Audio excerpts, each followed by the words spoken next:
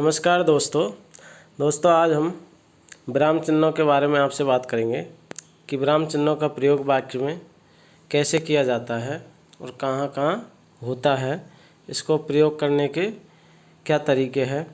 तो आओ दोस्तों हम देखते हैं विराम चिन्हों का उपयोग किस प्रकार हम हिंदी में करते हैं। तो दोस्तों विराम चिन्ह होते क्या हैं। तो विराम शब्द का अर्थ होता है, शाब्दिक अर्थ ठहराव अर्थात रुकना। एक व्यक्ति अपनी बात कहने के लिए, उसे समझाने के लिए, किसी कथन पर बल देने के लिए, आश्चर्य आदि भावों की अभिव्यक्ति के लिए, कहीं कम समय के लिए तो कहीं अधिक समय के लिए जब ठहरता है,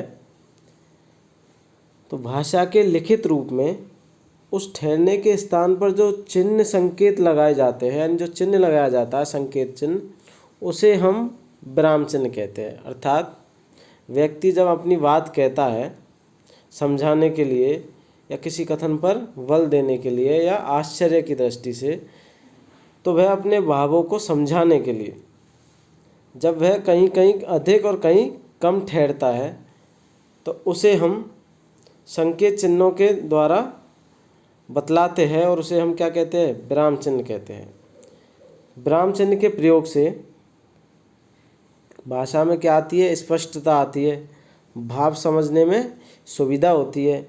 यदि विराम चिन्हों का उचित प्रयोग न किया जाए तो अर्थ का अनर्थ भी हो सकता है। क्या हो सकता है, अर्थ का अनर्थ हो सकता है। अब हम आपको उदाहरण बताते हैं, जैसे कि रोको मत जाने दो। इस वाक्य में रोको के बाद क्या है, कॉमा है, विराम चिन्ह है, और मत जाने दो यानी उसे रोको मत जाने दो। दूसरा है उदाहरण रोको मत। अब हमने इसमें विराम चिन्ह कहाँ लगाया है, मत के बाद में लगाया है, जाने दो। तो इन दोनों ही वाक्यों का विराम चिन्हों की दृष्टि से अलग अलग अर्थ हो रहा है, यानी अर्थ बदल जाता है। उक्त उदाहरण में हमने आपको बताया विराम चिन्ह के प्रयोग की भिन्नता से कि अर्थ में परिवर्तन, जैसा कि आपने अभी ऊपर वाले उदाहरणों में देखा। अब हम आपको हिंदी में जो विराम चिन्ह प्रयोग में लाए जाते हैं, उन विराम चिन्हों के बारे में आपको अवगत कराएंगे।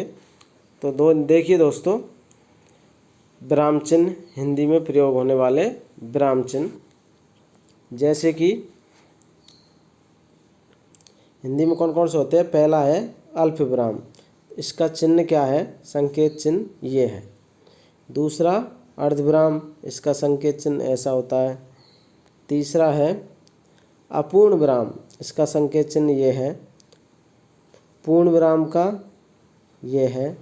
प्रश्नवाचक का या प्रश्न सूचक चिन्ह का ये है। संबोधन चिन्ह कैसा होता है, ऐसे जो आपको दिखाई दे रहा है, संबोधन चिन्ह। इसी प्रकार आगे है विस्मय सूचक चिन्ह, अवतरण चिन्ह, उद्धरण चिन्ह या ऊपरी विराम कैसा होता है। इकेरा तो ऐसा होता है ऊपरी विराम, जिसमें हम सिंगल ऊपर से लगाते हैं, और दोहरा ऐसे होता है। नौवां संकेत चिन्ह है योजक चिन्ह। योजक चिन्ह कैसा होता है, या इससे हम कहते हैं समास चिन्ह, जो बीच में हम डैश लगाते हैं ना जोड़ने के लिए, वही होता है योजक चिन्ह। निदेशक चिन्ह ऐसा होता है। विवरण चिन्ह, किसी वस्तु का विवरण दिया जाता है तो वहाँ लिखने के लिए विवरण से पहले ये चिन्ह हम लगाते हैं। हंसपद या विस्मरण चिन्ह, हंसपद या विस्मरण चिन्ह ऐसा होता है दोस्तों ये, यानी किसी बात को हम जब लिखना भूल जाते हैं और उस वाक्य को हम के बीच में हम अगर उस शब्द को जोड़े, तो इस चिन्ह को लगाकर हम ऊपर कोई भी शब्द लिख सकते हैं, जिससे कि वह उसके भीतर सबमिट हो जाता है या मान लिया जाता है। संक्षेपण या लाघव चिन्ह ऐसे होता है। तुल्यता सूचक या समता सूचक चिन्ह ये है, कौन सा, बराबर वाला।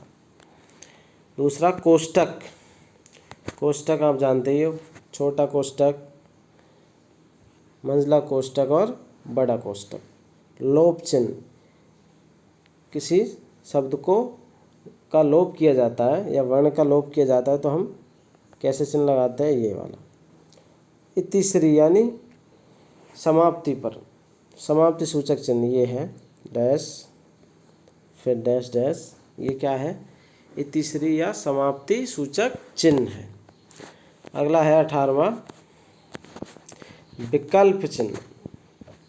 विकल्प चिन्ह में ऑब्लिक लगाया जाता है, क्या, ऑब्लिक। इसका क्या है विकल्प चिन्ह का संकेत चिन्ह, ये है।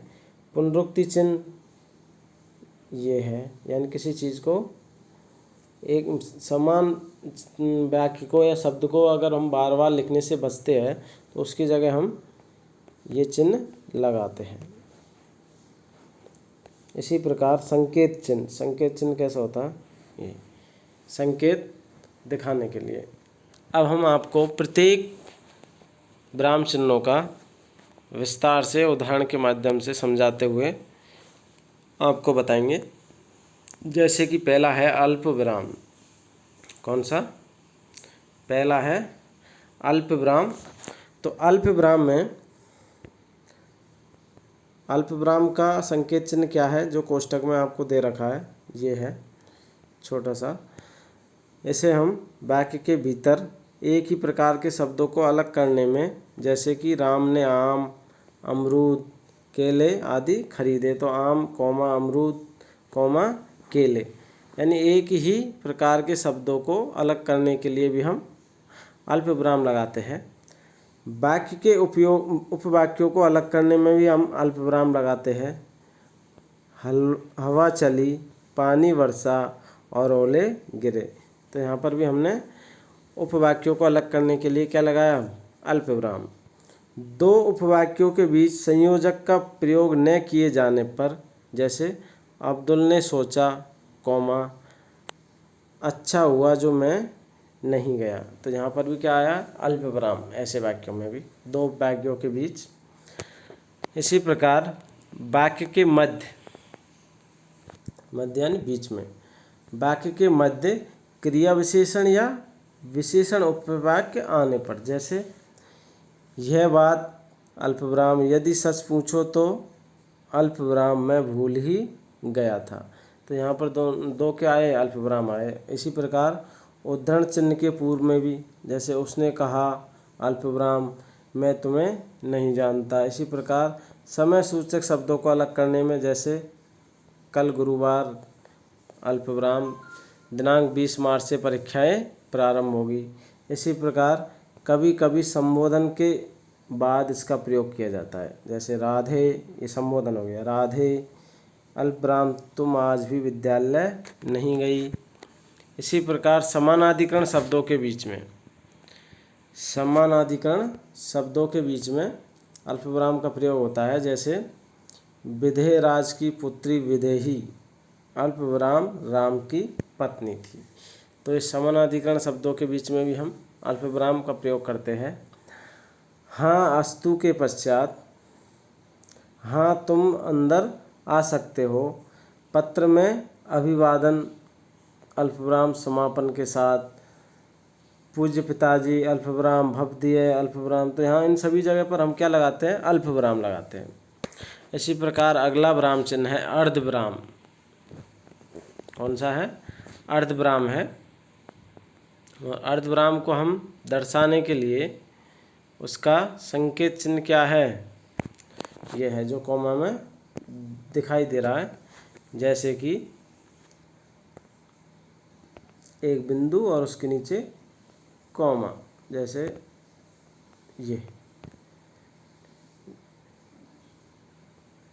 वाक्य में ऐसे उपवाक्यों को अलग करने में जिनके भीतर अल्पविराम या अल्पविरामों का प्रयोग हुआ है, जैसे ध्रुव स्वामिनी में एक और ध्रुव स्वामिनी, मंदाकिनी, कौमा आदि स्त्री पात्र है, तो दूसरी ओर रामगुप्त, चंद्रगुप्त, शिखर स्वामी आदि पुरुष पात्र है।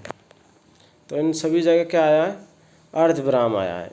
क्या आया, अर्धविराम, जैसे यहाँ आपको दिखाई दे रहा है अर्धविराम। जब एक ही प्रधान उपवाक्य पर अनेक आश्रित उपवाक्य हो, जैसे सूर्योदय हुआ अर्धविराम, अंधकार दूर हुआ अर्धविराम, पक्षी चहचहाने लगे और मैं प्रातः भ्रमण को चल पड़ा।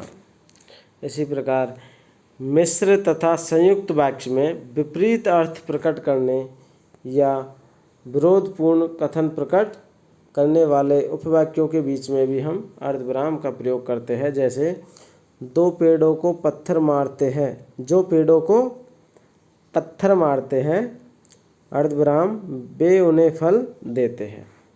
विभिन्न उपवाक्यों पर अधिक जोर देने के लिए मेहनत ही जीवन है, अर्धविराम आलस्य ही मृत्यु।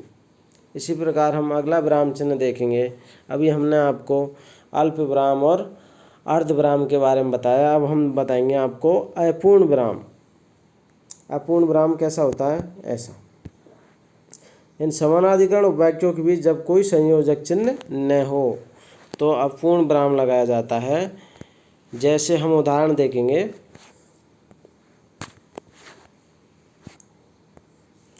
छोटा सवाल बड़ा सवाल, तो दोनों के बीच में क्या है? अपूर्ण विराम है।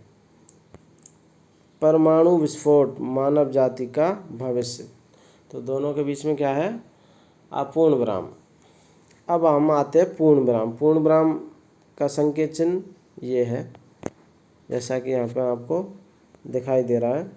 पूर्ण विराम का संकेत चिन्ह, यानी साधारण मिश्र या संयुक्त वाक्य की समाप्ति पर हम क्या लगाते हैं? पूर्ण विराम लगाते हैं। जैसे मजीद खाना खाता है, पूर्ण विराम। यदि राम पढ़ता तो अवश्य उत्तीर्ण होता, पूर्ण विराम। जैक्सन पढ़ेगा किंतु जूली खाना बनाएगी, तो यहाँ पर अंत में क्या लगता है? पूर्ण विराम लगता है। अप्रत्यक्ष प्रश्नवाचक वाक्य के अंत में पूर्ण विराम ही लगता है। जैसे उसने बताया नहीं कि वह कहाँ जा रहा है, पूर्ण विराम। काव्य में दोहा, सौरठा, चौपाई के चरणों के अंत में भी क्या लगता है? पूर्ण विराम। जैसे रघुकुल रीत सदा चली आई, पूर्ण विराम। प्राण जाए पर वचन न जाई, तो ये क्या हो जाएगा? पूर्ण विराम हो जाएगा। इसी विशेष क्या है इसमें कि अंग्रेजी तथा मराठी के प्रभाव के कारण कतिपय विद्वान, यानी कुछ विद्वान केवल बिंदी, जैसे कि अंग्रेजी में हम पूर्ण विराम की जगह क्या लगाते हैं? बिंदी लगाते हैं, अंग्रेजी का फुल स्टॉप बोलते हैं जैसे, का प्रयोग करने लगे, किंतु हिंदी की प्रकृति के अनुसार इसे क्या कहते हैं? हम खड़ी पाई कहते हैं। क्या कहते हैं? खड़ी पाई कहते हैं इसको। इस खड़ी पाई का ही प्रयोग किया जाना चाहिए।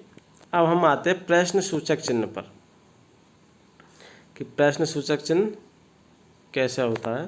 तो प्रश्न सूचक चिन्ह आपको यहाँ पर दिखाई दे रहा है, जैसे ये प्रश्न सूचक चिन्ह हो गया। अब हम देखते हैं कि प्रश्न सूचक चिन्ह कहाँ लगते हैं। तो प्रश्न सूचक वाक्यों के अंत में, जैसे तुम कहाँ रहते हो, यानी जिस वाक्य में हम प्रश्न करते हैं के द्वारा, तो वहाँ प्रश्न सूचक चिन्ह लगता है। उसकी पुस्तक किसने ली, राम घर पर आया या नहीं, तो यहाँ सभी क्या है? प्रश्न सूचक चिन्ह है तीनों वाक्यों में, जो आपको दिखाई दे रहे हैं। तीनों वाक्यों में क्या है? प्रश्न सूचक चिन्ह।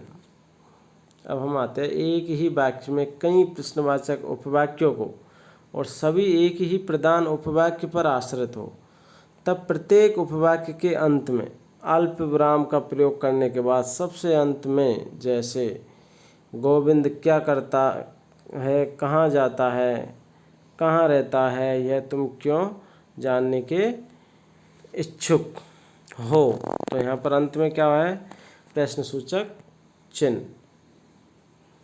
संबोधक चिन्ह क्या है? ये है संबोधक चिन्ह। जब किसी को पुकारा या बुलाया जाता है, जैसे हे प्रभु, ये संबोधक चिन्ह हो गया। अब यह जीवन नौका तुम्हीं से पार लगेगी। मोहन, ये संबोधन कर रहे मोहन को, इधर आओ, तो बीच में क्या लगा है? संबोधक चिन्ह। अब हम आते हैं विस्मय सूचक चिन्ह पर।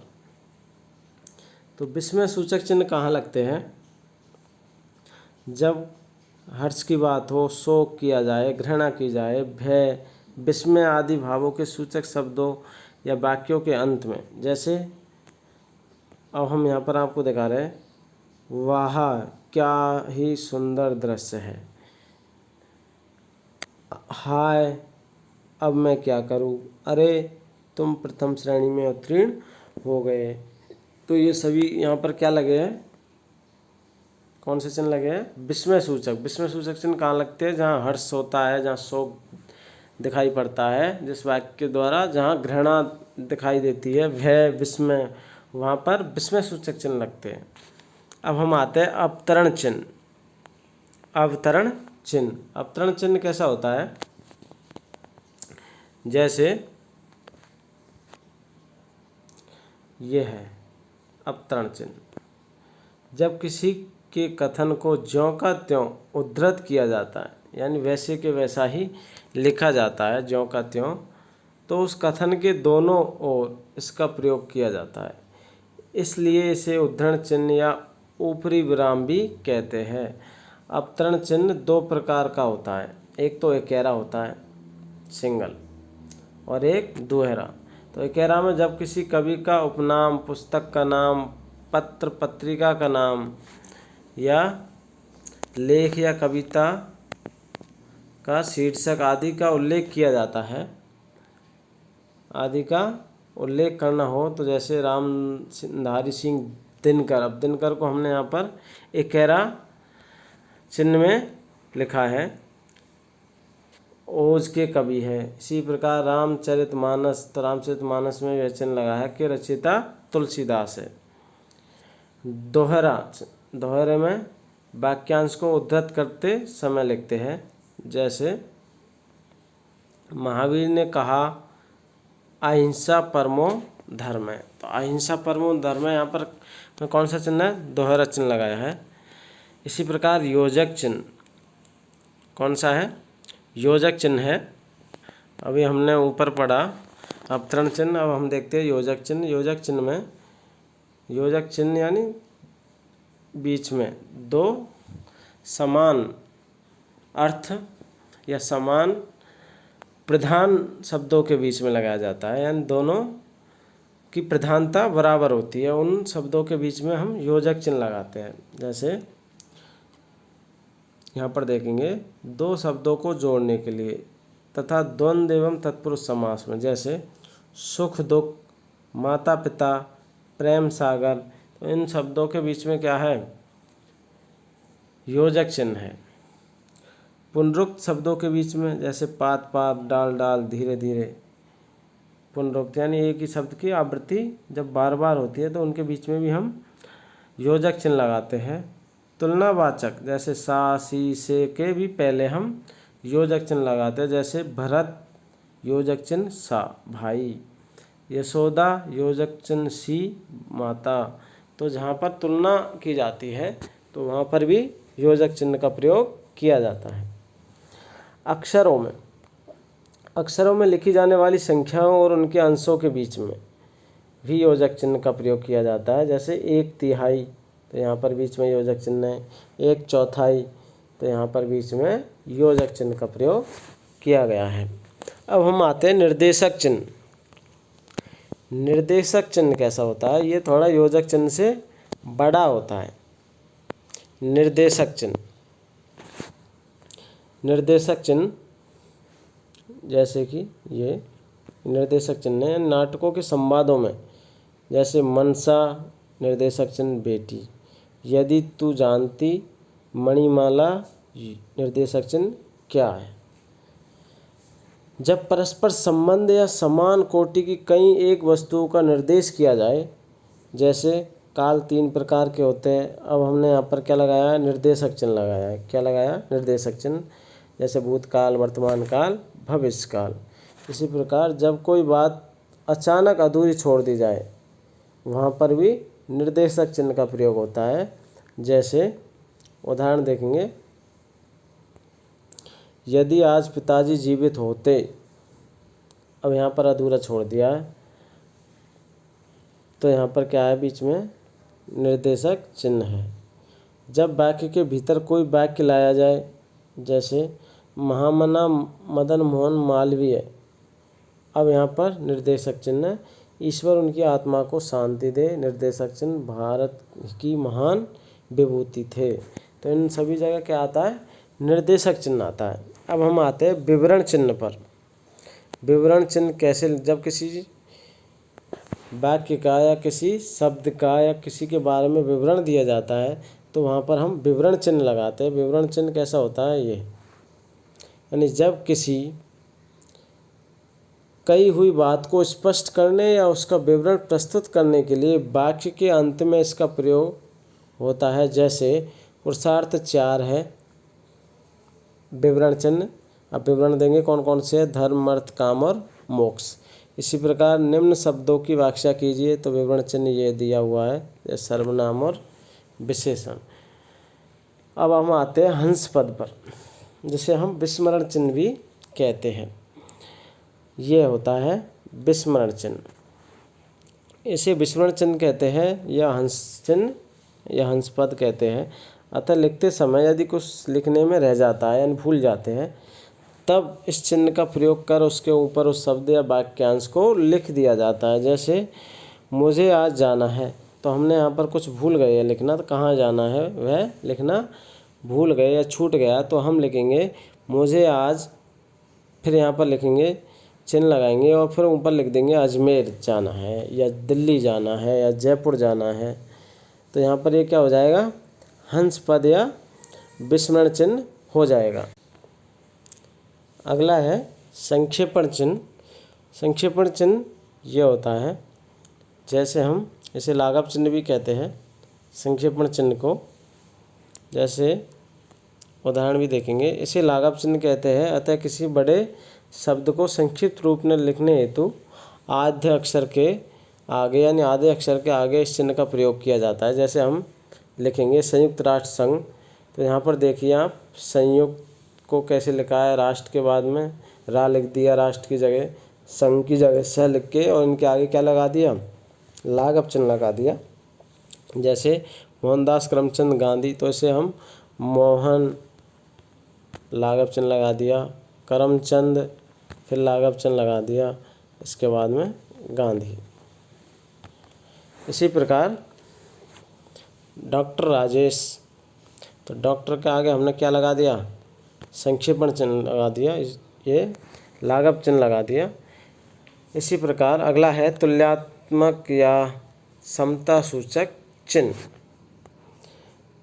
तुल्यता या समता सूचक चिन्ह कैसा होता है, बराबर का निशान जो हम जानते हैं कि किसी शब्द के समान अर्थ बताने, समान मूल्य मान का बोध कराने हेतु इस चिन्ह का प्रयोग किया जाता है। जैसे भानु और बराबर का चिन्ह और सूर्य, तो ये क्या हो गया, समता सूचक चिन्ह हो गया, यानी समानता दिखाने के लिए।